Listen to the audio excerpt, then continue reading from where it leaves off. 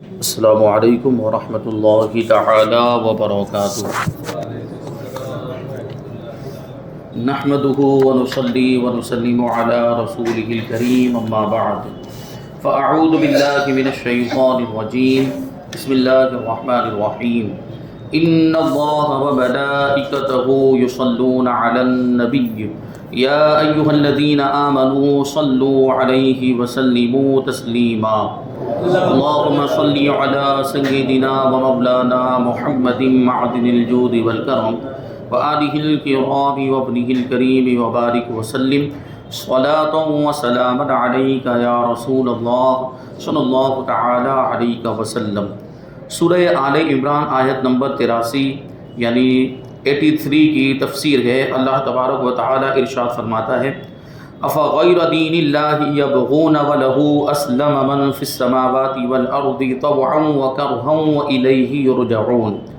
کیا لوگ اللہ کے دین کے علاوہ کوئی اور دین چاہتے ہیں، حالانکہ آسمانوں اور زمین میں جو کوئی بھی ہیں وہ سب خوشی سے یا مجبوری سے اسی کی بارگاہ میں گردن جھکائے ہوئے ہیں اور سب کو اسی کی طرف لوٹایا جائے گا۔ ارشاد فرمایا کہ کیا لوگ اللہ تبارک و تعالیٰ کے دین کے علاوہ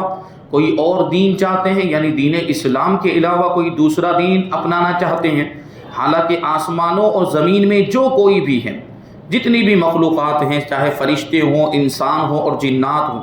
وہ سب کے سب یا تو خوشی سے یا مجبوری میں اللہ تبارک و تعالیٰ کی بارگاہ میں ہی جھکے ہوئے ہیں اور اللہ تبارک و تعالیٰ ہی کو پکارتے ہیں۔ اب آپ کے ذہن میں سوال آئے گا کہ فرشتوں کو تو اب کی بات تو سمجھ میں آئی، اور مومن انسان اور مومن جنات کی بات تو سمجھ میں آئی کہ وہ اللہ تبارک و تعالیٰ کی بارگاہ میں سر جھکائے ہوئے ہیں اور اللہ تبارک و تعالیٰ کو پکارتے ہیں، لیکن جو کافر ہیں، جو منکر ہیں، ان کا کیا مطلب؟ اس کے بارے میں کہتے ہیں کہ فرشتے تو یوں خوشی سے فرما بردار ہیں کہ اللہ تبارک و تعالیٰ نے انہیں پیدا ہی معصومیت پر کیا ہے۔ فرشتوں کو اللہ تبارک و تعالیٰ نے معصوم بنایا کہ ان سے گناہ ہو ہی نہیں سکتا، وہ کبھی بھی کوئی بھی نافرمانی کا کام کر ہی نہیں سکتے، وہ تو ہمیشہ اللہ تبارک و تعالیٰ کی فرما برداری میں لگے ہوئے ہیں۔ تو فرشتے تو اللہ تبارک و تعالیٰ کی بارگاہ میں جھکے ہوئے ہیں، اور مسلمان جن اور انسان اس طرح کے دلائل میں نظر کر کے اور انصاف اختیار کر کے فرما بردار ہیں۔ یہ دلیلیں ان کے سامنے ہیں کہ اسلام ہی سچا دین ہے اور سچا مذہب ہے، اور دلیلوں میں غور و فکر کرنے کے بعد انصاف کے تقاضے کو پورا کرتے ہوئے انہوں نے اسلام کو قبول کر لیا ہے، اس لیے وہ اللہ تبارک و تعالیٰ کے مطیع و فرما بردار ہیں۔ اور اطاعت و فرما برداری مفید بھی ہے، جبکہ کافر کسی خوف یا موت کے وقت، عذاب دیکھ لینے کے وقت گردن جھکا دیتا ہے۔ جب کوئی خوف والی بات آتی ہے تو پھر اس کو بھی اللہ یاد آ جاتا ہے، کافر کو بھی پھر خدا یاد آتا ہے، پھر وہ بھی اللہ کی بارگاہ میں جھک جاتا ہے۔ یا یہ کہ موت کے وقت ہر کافر کا یہ حال ہوتا ہے کہ موت کے وقت فرشتے نظر آتے ہیں، موت کی سختیاں دیکھتا ہے، اور موت کے بارے میں جو اسلام میں بتایا گیا، حدیث میں اور قرآن میں جو آیا، وہ ساری باتوں کو سچ ہوتے ہوئے دیکھتا ہے تو پھر مان جاتا ہے۔ موت کے وقت اقرار کرنے لگتا ہے، لیکن اس وقت کا ایمان نفع نہیں دے گا۔ موت کے وقت یعنی سکرات کا عالم طاری ہو گیا، اب سارے مناظر دیکھ رہا ہے، اور جو باتیں اسلام میں بیان کی وہ اس کی نگاہوں کے سامنے ہوتی ہیں، ان کو دیکھنے کے بعد ایمان لائے تو کوئی فائدہ نہیں۔ پہلے سے ایمان لانا تھا، نزا کا عالم طاری ہونے سے پہلے، جانکنی کا عالم طاری ہونے سے پہلے ایمان لاتا تو وہ فائدہ دیتا، لیکن اس وقت کا ایمان، جو نزا اور سکرات کے وقت کا جو ایمان ہوتا ہے، وہ فائدہ نہیں دے گا اور وہ قابل قبول نہیں ہوگا۔ آنے والی آیت کریمہ آیت نمبر 84 میں اللہ تبارک و تعالیٰ فرماتا ہے قُلْ آمَنَّا بِاللَّهِ وَمَا أُنزِلَ عَلَيْنَا وَمَا أُنزِلَ عَلَى إِبْرَاهِيمَ وَإِسْمَاعِيلَ وَإِسْحَاقَ وَيَعْقُوبَ وَالْأَسْبَاطِ وَمَا أُوتِيَ مُوسَى وَعِيسَى وَالنَّبِيُّونَ مِن رَّبِّهِمْ لَا نُفَرِّقُ بَيْنَ أَحَدٍ مِّنْهُمْ وَنَحْنُ لَهُ مُسْلِمُونَ۔ اور تم یوں کہو کہ ہم اللہ پر اور جو ہمارے اوپر نازل کیا گیا ہے اس پر، اور جو ابراہیم اور اسماعیل، اسحاق اور یعقوب اور ان کی اولاد پر نازل کیا گیا ہے اس پر ایمان لاتے ہیں۔ یعنی کیا مطلب ہوا کہ ہم اللہ پر ایمان لاتے ہیں، ساتھ میں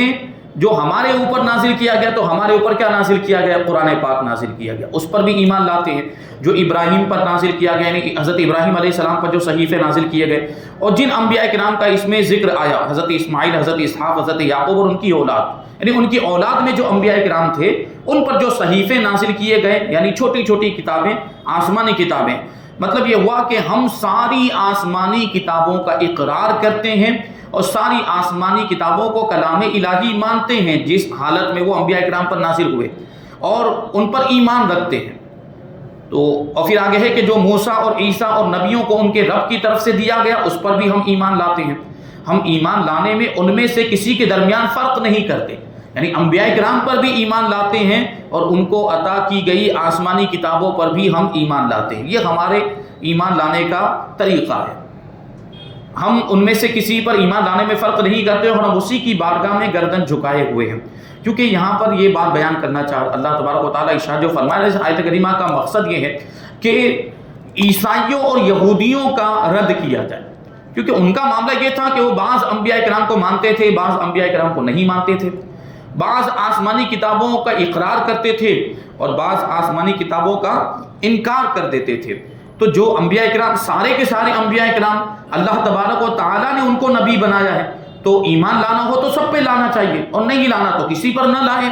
انبیاء کرام تو نبی ہونے کے اعتبار سے تو سب برابر برابر ہیں، اور ساری آسمانی کتابیں کلام الہی ہونے میں برابر برابر ہیں۔ تو ایک کتاب پر ایمان لانا ہے تو دوسری پر کیوں نہیں لا رہے، باقی پر کیوں نہیں لا رہے ہیں؟ اور الحمدللہ ہم جو ایمان لا رہے ہیں وہ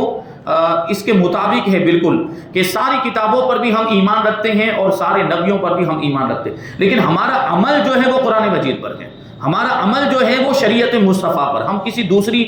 شریعت پر عمل نہیں کرتے اور کر بھی نہیں سکتے ہیں۔ ہمیں شریعت مصطفیٰ پر عمل ہی کرنا ضروری اور لازم ہے۔ ساری کتابوں کو مانتے ہیں، سارے انبیاء کرام کو مانتے ہیں، لیکن عمل ہم حضور پاک صلی اللہ علیہ وسلم کے لائے ہوئے دین پر کرتے ہیں۔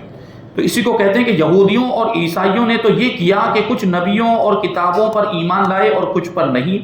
ان کے مقابلے میں مسلمانوں سے فرمایا جا رہا ہے کہ تم سب نبیوں اور سب کتابوں پر ایمان لاؤ، خواہ وہ ابراہیمی صحیفے ہوں یا حضرت موسیٰ اور عیسیٰ علیہ السلام کی کتابیں یا دیگر انبیاء کرام علیہ السلام کے صحیفے ہوں۔ ہمیں سب کو ماننے کا حکم ہے، البتہ ہمارا عمل صرف قرآن پر ہوگا اور ہماری اتباع اور اطاعت فرما برداری صرف حضور پر نور محمد مصطفیٰ صلی اللہ علیہ وسلم کی ہوگی، یعنی ہم حضور کی اطاعت کریں گے، ہم حضور کی پیروی کریں گے۔ اب دیکھیں اسی پر آنے والی آیت کریمہ ہے کہ ہمیں جو ہے حضور پاک صلی اللہ علیہ وسلم کی پیروی کرنے کا حکم دیا، دین اسلام کی پیروی کرنے کا حکم دیا۔ اب اگر کوئی دین اسلام کو نہیں مانتا ہے اور کسی اور مذہب پر عمل کرتا ہے تو اس کا کیا معاملہ ہوگا؟ اللہ تبارک و تعالیٰ یہ آیت نمبر 85 میں ارشاد فرماتا ہے وَمَن يَبْتَغِ غَيْرَ الْإِسْلَامِ دِينًا فَلَن يُقْبَلَ مِنْهُ وَهُوَ فِي الْآخِرَةِ مِنَ الْخَاسِرِينَ، اور جو کوئی اسلام کے علاوہ کوئی اور دین چاہے گا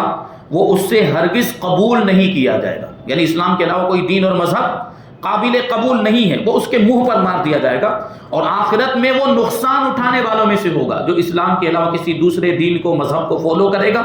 وہ دین اس سے قبول نہیں کیا جائے گا اور یہ گھاٹے میں ہوگا قیامت کے دن، نقصان میں، کیونکہ کافر مرا بچ جائے، اسلام کو نہیں مان رہا ہے، کسی اور مذہب کو فالو کر رہا ہے تو کافر ہے، اور کافر سب سے زیادہ گھاٹے میں ہوگا، اس سے بڑا نقصان اٹھانے والا کوئی نہیں ہوگا۔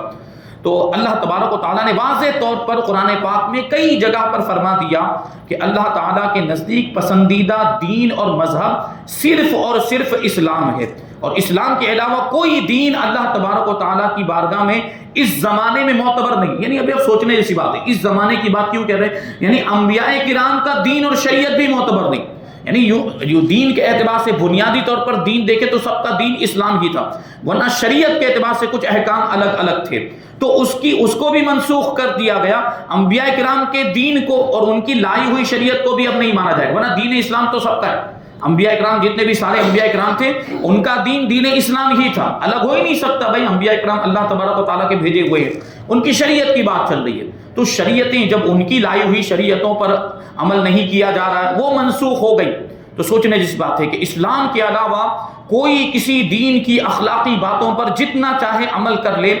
جب تک مکمل طور پر بطور عقیدہ اسلام کو اختیار نہیں کرے گا اس کا کوئی بھی عمل بارگاہ الہی میں مقبول نہیں ہے۔ اور اب اسلام سے مراد وہ دین ہے جسے حضرت محمد مصطفیٰ صلی اللہ علیہ وسلم لے کر آئے۔ دیکھیں بات آ گئی وہ کہ کہ حضور پاک صلی اللہ علیہ وسلم کو ماننا، حضور پاک صلی اللہ علیہ وسلم کے لائے ہوئے دین اور مذہب کو ماننا، قرآن پاک کو ماننا اس زمانے میں یہی لازم اور یہی ضروری ہے۔ اب اگر کوئی کہے کہ میں تو حضرت ابراہیم علیہ السلام کے دین پر ہوں، میں تو حضرت موسیٰ علیہ السلام کے دین پر ہوں، میں حضرت عیسیٰ علیہ السلام کے دین پر ہوں، تو ان کا دین اور شریعت جس حالت میں وہ لے کر آئے تھے وہ تو محفوظ ہی نہیں۔ ان کی کتابوں کو بدل دیا گیا، بائبل اور انجیل کو بدل دیا گیا اور توریت کو بدل دیا گیا، تو اس پر عمل کرنا ہی ممکن نہیں۔ اور اگر عمل کرنا ممکن بھی ہو، اگر وہ اس حالت میں موجود ہو، پھر بھی اس پر عمل کرنے کی اجازت نہیں، کیونکہ شریعت مصطفیٰ نے آنے کے بعد اگلی ساری شریعتوں کو منسوخ کر دیا ہے اور شریعت مصطفیٰ ناسخ ہے۔ یہ دین اور یہ مذہب حضور پاک صلی اللہ علیہ وسلم کی شریعت اب قیامت تک کے لیے ہے، اسی پر عمل کرنا لازم ہے اور یہی نجات کا ذریعہ ہے۔ اس کے علاوہ کوئی بھی دین اور مذہب نجات نہیں دلا سکتا بلکہ ہلاک و برباد کر دے گا۔ آگے آیت کریمہ ہے 86 نمبر کی، اللہ تبارک و تعالیٰ فرماتا ہے کیف یہدی اللہ قوما کفروا بعد ایمانہم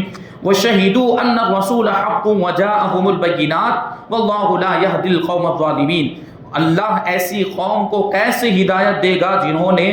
ایمان کے بعد کفر کو اختیار کیا اور وہ اس بات کی گواہی دے چکے تھے کہ یہ رسول سچا ہے اور ان لوگوں کے پاس روشن نشانیاں بھی آ چکی تھی اور اللہ ظالموں کو ہدایت نہیں دیتا۔ اس طرح کی آیتیں اس سے پہلے کئی جگہوں پر آ چکی ہیں اور اس میں یہودیوں کا طرز عمل بتایا گیا اور جو آسمانی کتابوں کے ماننے والے تھے ان کا طریقہ بتایا گیا کہ پہلے تو نبی پاک صلی اللہ علیہ وسلم کا اقرار کرتے تھے کہ یہ نبی آخر الزماں آئیں گے، ان کی نشانیاں ان کی کتابوں کے اندر بیان کی گئی تھی، لیکن جب حضور پاک صلی اللہ علیہ وسلم تشریف لائے تو یہ لوگ منکر ہو گئے، کافر ہو گئے، حضور پاک صلی اللہ علیہ وسلم کا انکار کر دیا۔ حضور کے تشریف لانے سے پہلے مانتے تھے، حضور کے تشریف لانے سے پہلے اقرار کرتے تھے، لیکن جب حضور آ گئے تو نہیں مانا۔ اس کی وجہ کیا تھی؟ بنیادی طور پر میں نے آپ کو بتایا تھا، نذرانے، ہدیے، مال و دولت، دنیا کا مال، یہ اس کی لالچ میں ان لوگوں نے حضور پاک صلی اللہ علیہ وسلم کا انکار کر دیا۔ اور دوسری وجہ یہ تھی حسد اور جلن کی بنیاد پر، کیونکہ ان لوگوں نے یہ سوچا ہوا تھا، وہ یہ مانے ہوئے تھے کہ نبی آخر الزماں بھی ہمارے درمیان میں آئیں گے، یعنی یہودیوں میں سے ہوں گے، جبکہ حضور پاک صلی اللہ علیہ وسلم تو عرب میں تشریف لائے، حضرت اسماعیل علیہ السلام کی اولاد میں تشریف لائے، تو ان کو حسد کا جذبہ پیدا ہو گیا اور اسی حسد اور جلن کی بنیاد پر ان لوگوں نے حضور پاک صلی اللہ علیہ وسلم کا انکار کر دیا۔ حضرت عبداللہ ابن عباس رضی اللہ تعالی عنہما نے فرمایا کہ یہ آیت ان یہودی اور عیسائی علماء کے بارے میں نازل ہوئی جو نبی آخر الزماں صلی اللہ علیہ وسلم کی تشریف آوری سے پہلے، آپ کے دنیا میں ظاہری طور پر تشریف لانے سے پہلے لوگوں کو خوشخبریاں دیتے تھے کہ نبی آخر الزماں آنے والے ہیں، ان کی یہ نشانی، ان کی یہ علامت لوگوں کو بتاتے تھے اور حضور پاک صلی اللہ علیہ وسلم کے صدقہ و طفیل سے، آپ کے وسیلے سے دعائیں بھی کرتے تھے یہودی اور عیسائی علماء۔ لیکن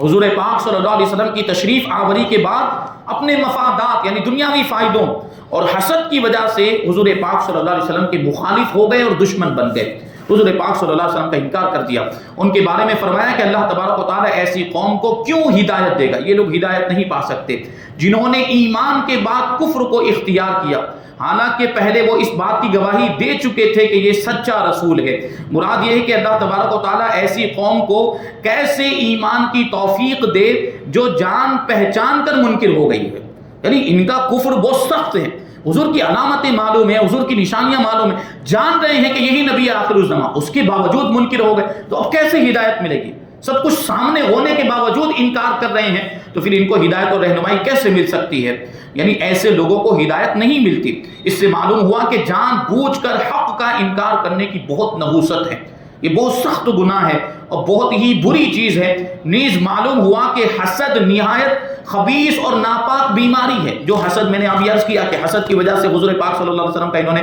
انکار کیا تھا، تو یہ بڑی ہی خبیث بیماری ہے۔ اس کی وجہ سے، حسد کی وجہ سے آدمی جانتے بوجھتے ہوئے بھی انکار کر لیتا ہے حسد کی بنیاد پر۔ جیسے سامنے والے کے فضائل جانتا ہے، سامنے والے کے کمالات جانتا ہے، جیسے مثال کے طور پر کوئی عالم دین، اگر کسی عالم دین کے تعلق سے کسی کے دل میں خدا نہ خواستہ حسد کا جذبہ پیدا ہو گیا، تو وہ عالم صاحب اگرچہ بہت اچھا کام کر رہے ہوں، عالم صاحب کے پاس علم بھی بہت اچھا ہے، عالم صاحب درس بھی دیتے ہیں، بیان بھی کرتے ہیں، لیکن اس کے دل میں حسد ہے تو وہ نہیں قبول کرے گا، کیا یہ تو کچھ بھی نہیں وغیرہ، اس طرح کی باتیں ہوتی ہیں۔ تو یہ حسد کی وجہ سے جانتا ہے بوجھتا ہے سارے فضائل کو مانے گا، لیکن حسد کی بنیاد پر اس کا انکار کر دیتا ہے۔ اب جب سوچے یہودی اور عیسائی عالم جو آسمانی کتابوں کے عالم تھے اور انہیں نبی پاک صلی اللہ علیہ وسلم کی ساری علامتیں اور نشانیاں معلوم تھی، وہ حسد کی وجہ سے حضور پاک صلی اللہ علیہ وسلم کا انکار کر دیا۔ سوچنے جیسی بات، یہ حسد ان کو کہاں سے کہاں لے کر گیا۔ وہی کہتے ہیں کہ یہ حسد بعض اوقات کفر تک بھی لے جاتا ہے آدمی کو، یعنی وہ حسد کی آنکھ میں پھر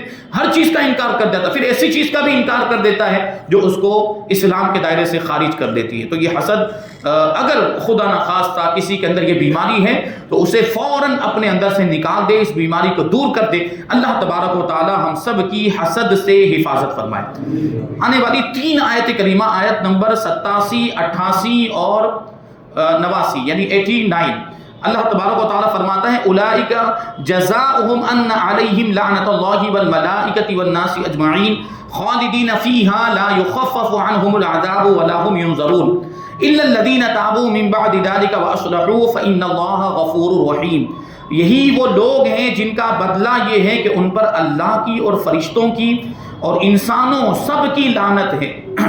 یعنی جنہوں نے جان بوجھ کر انکار کر دیا ساری چیزیں جاننے پہچاننے کے باوجود، تو ان پر اللہ کی بھی لعنت ہے، ان پر فرشتوں کی بھی لعنت ہے اور سارے انسانوں کی بھی لعنت۔ اور لعنت کا مطلب کیا ہوتا ہے؟ رحمت سے دور ہو جانا، یعنی یہ اللہ کی رحمت سے کوسوں دور ہے، اللہ تبارک و تعالیٰ کی رحمت سے ان کا کوئی تعلق نہیں اور ہمیشہ اس میں رہیں گے، یعنی ہمیشہ اس لعنت میں رہیں گے، نہ ان سے عذاب ہلکا ہوگا نہ انہیں مہلت دی جائے گی، سوائے ان لوگوں کے جنہوں نے کفر کے بعد توبہ کر لی، اپنے کفر سے توبہ کر لی اور اپنی اصلاح کر لی، تو بے شک اللہ بخشنے والا مہربان ہے۔ تو توبہ اگر کوئی دل سے کرتا ہے تو وہ توبہ اللہ تبارک و تعالیٰ کی بارگاہ میں قبول ہوتی ہے اور اللہ تبارک و تعالیٰ بڑے سے بڑے گناہ کو بھی معاف کر دیتا ہے۔ کافر اگر اپنے کفر سے سچی توبہ کر لے تو اللہ تبارک و تعالیٰ کفر کے گناہ کو بھی معاف کر دیتا ہے۔ ہم دیکھتے ہیں نا کہ کوئی غیر مسلم تھا، کوئی پہلے کافر تھا، لیکن اس نے سچے دل سے اسلام کو قبول کر لیا، یہ بھی توبہ ہی ہوئی، اس نے اپنے پرانے مذہب سے توبہ کر لی، اپنے پرانے مذہب کو چھوڑ دیا، تو اللہ تبارک و تعالیٰ اس کی توبہ کو قبول فرما لیتا ہے اور اس کے پچھلے سارے گناہوں کو معاف فرما دیا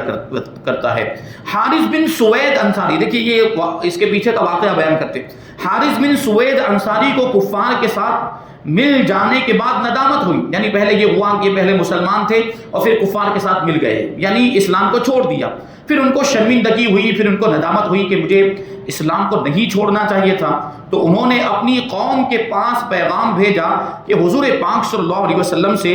دریافت کریں کہ کیا میری توبہ قبول ہو سکتی ہے۔ دیکھیے انصاری کا لفظ آیا، مطلب یہ ہے کہ یہ مدینہ منورہ کے رہنے والے صحابی تھے اور انہوں نے اسلام کو چھوڑ دیا، پھر اپنے قبیلے والوں کو یعنی جو مدینہ منورہ میں رہتے تھے ان کو یہ پیغام بھیجا کہ حضور پاک صلی اللہ علیہ وسلم سے پوچھیں کہ میں توبہ کرنا چاہتا ہوں، مجھ سے جو اتنا بڑا گناہ ہو گیا ہے کہ میں اسلام سے پھر گیا ہوں، میں شرمندہ ہوں اس پر، تو کیا میری توبہ قبول ہوگی؟ تو ان کے حق میں یہ آیت کریمہ نازل ہوئی۔ تب وہ مدینہ منورہ میں آئے، حضور پاک صلی اللہ علیہ وسلم کی بارگاہ میں حاضر ہو کر انہوں نے توبہ کی اور اللہ کے رسول صلی اللہ علیہ وسلم نے ان کی توبہ کو قبول بھی کر لیا، یعنی پھر سے وہ اسلام کے دائرے میں آ گئے۔ یاد رہے کہ توبہ ہر گناہ سے مقبول ہے، حتیٰ کہ ارتداد سے بھی توبہ قبول ہے، یعنی اگر کوئی مرتد ہو گیا، کوئی اسلام سے پھر گیا اور ارتداد سے توبہ کر لیتا ہے لیکن سچی توبہ کرتا ہے، صرف دکھانے کے لیے نہیں اور صرف ایسے لوگوں کو بتانے کے لیے نہیں ہے، تو اس کی توبہ قابل قبول ہے اور وہ اللہ تبارک و تعالیٰ کی بارگاہ میں بھی مقبول ہے۔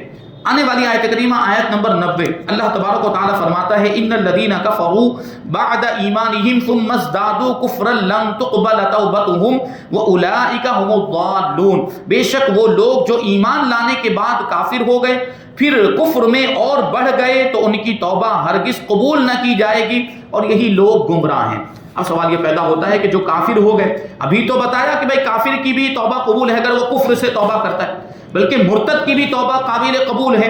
لیکن یہاں یہ فرمایا جا رہا ہے کہ جو ایمان لائے اور پھر بعد میں کافر ہو گئے اور کفر میں اور بڑھ گئے ان کی توبہ قابل قبول نہیں، تو اس کا کیا مطلب ہے؟ اور سب سے پہلے تو یہ جانیں کہ ایمان لانے کے بعد کافر ہو جانے کا کیا مطلب ہے۔ اس کے بارے میں دو اس کی تفسیریں بیان کی گئی۔ کہتے ہیں کہ یہ آیت کریمہ ان یہودیوں کے بارے میں نازل ہوئی جنہوں نے حضرت موسیٰ علیہ السلام پر ایمان لانے کے بعد حضرت عیسیٰ علیہ السلام اور انجیل کے ساتھ کفر کیا، یعنی یہودی حضرت موسیٰ علیہ السلام پر ایمان لائے اور توریت پر بھی ایمان لائے، لیکن حضرت عیسیٰ علیہ السلام کا انکار کر دیا اور انجیل کا بھی انکار کر دیا۔ تو دیکھیے پہلے ایمان لائے پھر کافر ہو گئے، یہ مطلب ہوا۔ پھر کفر میں اور بڑھے۔ کفر میں کیسے بڑھے؟ حضور پاک صلی اللہ علیہ وسلم اور قرآن کا بھی انکار کر دیا، یعنی حضرت عیسیٰ علیہ السلام اور انجیل کا تو انکار کیا تھا، اب حضور پاک صلی اللہ علیہ وسلم کا بھی انکار کر دیا اور قرآن کا بھی انکار کر دیا، تو کفر میں اور بڑھ گئے، کفر میں اور آگے نکل گئے، کفر میں ان کے کیفیت کے اعتبار سے اور زیادہ اضافہ ہو گیا۔ اور ایک قول یہ ہے کہ یہ آیت کریمہ یہود و نصارہ کے بارے میں نازل ہوئی جو رسول اکرم صلی اللہ علیہ وسلم کی بعثت سے پہلے، یعنی ظاہری طور پر حضور کے دنیا میں تشریف لانے سے پہلے تو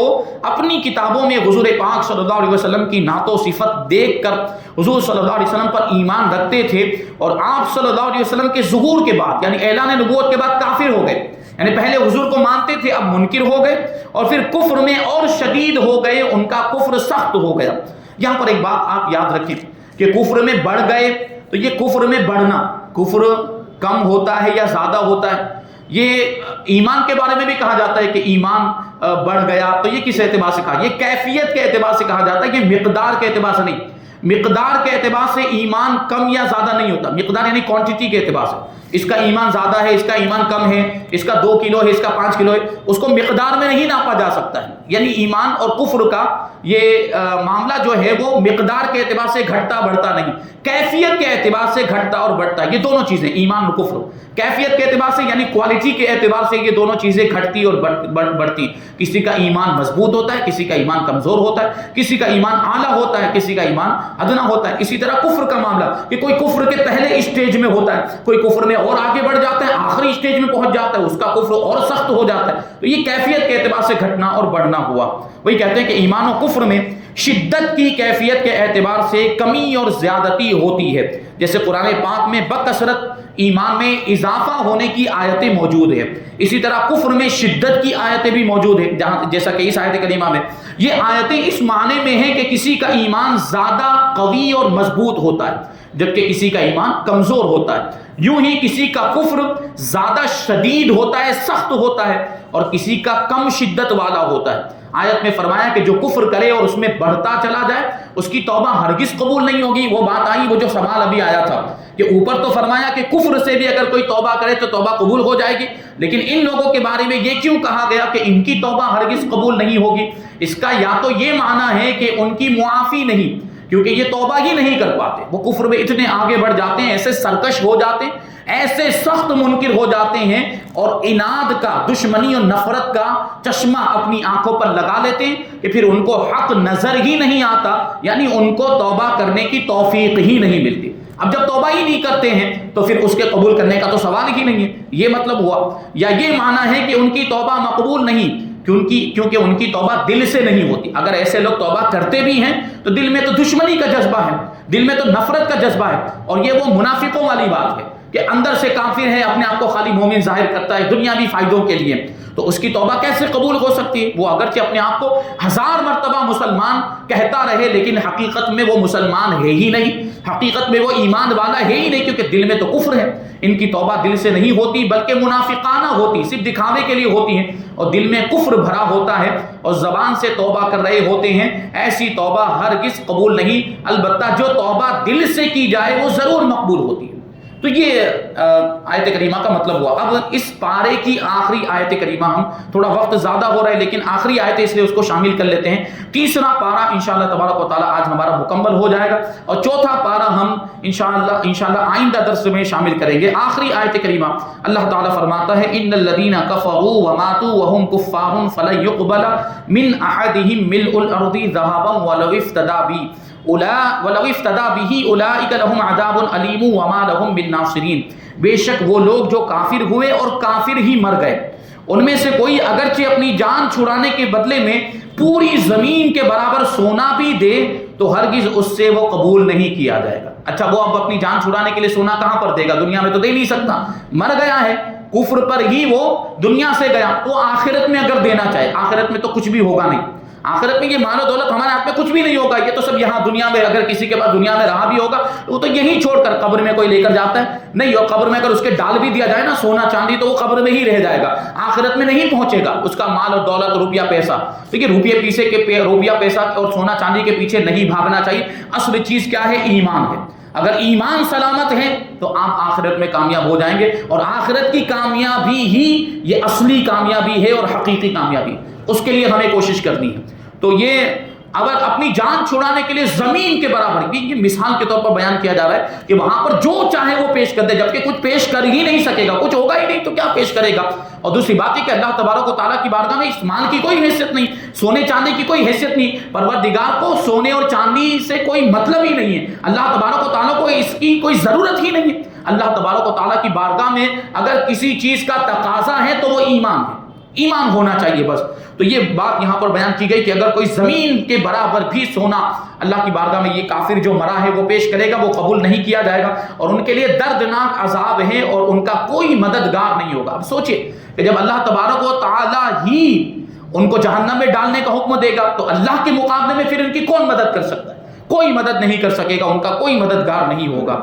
آخرت کی نجات ایمان پر خاتمے پر ہے. ایمان پر اگر خاتمہ ہوا ہے تو انشاءاللہ تبارک و تعالیٰ آخرت میں نجات ہوگی. دیکھیے کفر پر مرنے والا زمین بھر سونا بھی اپنے فدیے میں دے دے، اپنی جان چھڑانے میں دے دے، تب بھی اس کو نجات نہیں مل سکتی. نیز یہ بھی معلوم ہوا کہ نجات کا دار و مدار ایمان پر خاتمہ ہونے پر ہے. اگر کوئی شخص پوری زندگی مومن رہا، پوری زندگی ایمان والے کام کرتا رہا، لیکن مرتے وقت کافر ہو گیا تو وہ اس آیت میں شامل ہے، یعنی جہنم میں جائے گا. اور اگر کوئی شخص ساری عمر کافر رہا، پوری زندگی اسلام کا انکار کرتا رہا، لیکن مرتے وقت مومن ہو کر مرا، مرتے وقت یعنی ہوش کی حالت میں، سکرات سے پہلے کی جو کیفیت ہوتی ہے، جو میں نے ابھی عرض کیا کہ سکرات کے عالم میں اگر ایمان لائے گا تو نہیں مانا جائے گا. سکرات کا عالم طاری ہونے سے پہلے مومن ہو گیا، مرتے وقت مومن ہونے کا یہ مطلب ہے، تو وہ اس آیت کریمہ سے خارج ہے، یعنی وہ مومن مرا، اس کا خاتمہ ایمان پر ہوا اور وہ جنت میں جائے گا. ایمان ہی پر دار و مدار ہے، نجات کا جو دار و مدار ہے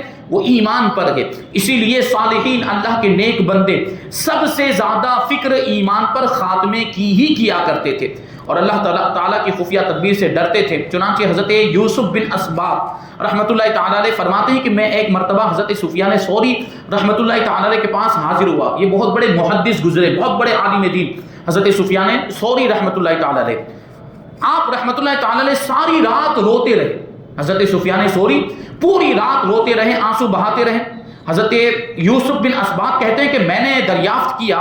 کیا آپ گناہوں کے خوف سے رو رہے ہیں؟ تو آپ رحمۃ اللہ تعالیٰ علیہ نے ایک تنکا اٹھایا، ایک چھوٹی سی لکڑی وغیرہ ایسا کچھ اٹھایا، تنکا اٹھایا اور اس کو دکھاتے ہوئے فرمایا کہ گناہ تو اللہ تبارک و تعالیٰ کی بارگاہ میں اس تنکے سے بھی کم حیثیت رکھتے ہیں، یعنی اللہ کی بارگاہ میں گناہوں کی کوئی حیثیت نہیں. مجھے تو اس بات کا خوف ہے کہ کہیں ایمان کی دولت نہ چھن جائے. یہ اللہ والے ایمان کی کتنی فکر کرتے تھے اور وہ اس کے لیے رات بھر تک رویا کرتے تھے. ہمیں آپ کو وہ، جبکہ یہ تو حضرت سفیان ثوری کا زمانہ تو کتنا پہلے کا، سینکڑوں سال پہلے کا ہے، جب اتنے زیادہ فتنے بھی نہیں تھے. اور اب تو کتنے زیادہ فتنے بھی آ گئے، طرح طرح کے گمراہ کرنے والے فرقے اور لوگوں کو اسلام سے بھٹکانے کے لیے کتنے ذرائع اب تو موجود ہیں اور لوگ گمراہ بھی ہو رہے ہیں. تو ایسے حالت میں، ایسے حالات میں اور ایسے ماحول میں ایمان بچانا اور زیادہ مشکل ہو گیا. تو ہمیں اور زیادہ فکر کرنی چاہیے. اللہ کے نیک بندوں سے ہمیں ان کی زندگی سے سبق حاصل کرنا چاہیے کہ وہ اتنے بڑے مرتبے پر تھے، اتنے بڑے عالم، اتنے بڑے محدث، اس کے باوجود ایمان کی سلامتی کی فکر کا عالم یہ تھا کہ پوری رات تک روتے تھے. تو ہمیں آپ کو تو اپنے ایمان کو بچانے کے لیے کتنی زیادہ فکر کرنی چاہیے. ہمیں اپنی بھی فکر کرنی چاہیے، اپنے گھر والوں کی بھی فکر کرنی چاہیے اور اپنے بچوں کی بھی فکر کرنی چاہیے، اپنے متعلقین کے تعلق سے بھی ان کے ایمان کی سلامتی کی فکر کرنی چاہیے. اعلیٰ حضرت رضی اللہ تعالیٰ عنہ کا شعر آخری میں لکھتے ہیں کہ فکر معاش بد بلا ہولے معاد جا گزا، یعنی دنیا کی فکر میں لگ گیا ہے، دنیا کمانے کی فکر میں لگ گیا. یہ بہت بری بلا ہے. آدمی اس میں غافل ہو جاتا ہے نا، رب کی عبادت سے بھی غافل ہو جاتا ہے. اس کے بارے میں کہتے ہیں کہ فکر معاش بد بلا ہولے معاد جا گزا. آخرت کی جو ہولناکی ہوگی نا، آخرت کی جو خطرناک گھبراہٹ میں مبتلا کرنے والی چیزیں، وہ جان کو پگھلا دینے والی ہوگی. وہ ایسی چیز ہے، ان کے بارے میں امام کہتے ہیں ہولے معاد جا گزا، لاکھوں بلا میں پھنسنے کو روح بدن میں آئی کیوں. یعنی دنیا میں رہ کر بھی تکلیفوں میں رہتا ہے، آخرت میں بھی گناہ کے معاملات ہوں گے تو پھر وہ آخرت کا جو عذاب ہوگا اور آخرت کی ہولناکیاں اس کی بھی تکلیف ہوگی، تو یہ دونوں چیزیں تکلیفیں پہنچائیں گی۔ تو امام کہتے ہیں کہ لاکھوں بلا میں پھنسنے کو روح بدن میں آئی کیوں؟ تو یہ فکر آخرت پیدا کرنے والا شعر ہے۔ یہاں پر الحمدللہ ہمارا تیسرا پارہ مکمل ہوا۔ انشاءاللہ تبارک و تعالی آئندہ درس میں ہم چوتھا پارہ شروع کریں گے۔ اللہ تبارک و تعالیٰ کی بارگاہ میں دعا ہے کہ جو کچھ بھی بیان ہوا اس پر ہم سب کو عمل کرنے کی توفیق عطا فرمائے اور نور قرآن سے ہم سب کے دلوں کو روشن اور منور فرمائے۔ وما علینا الا البلاغ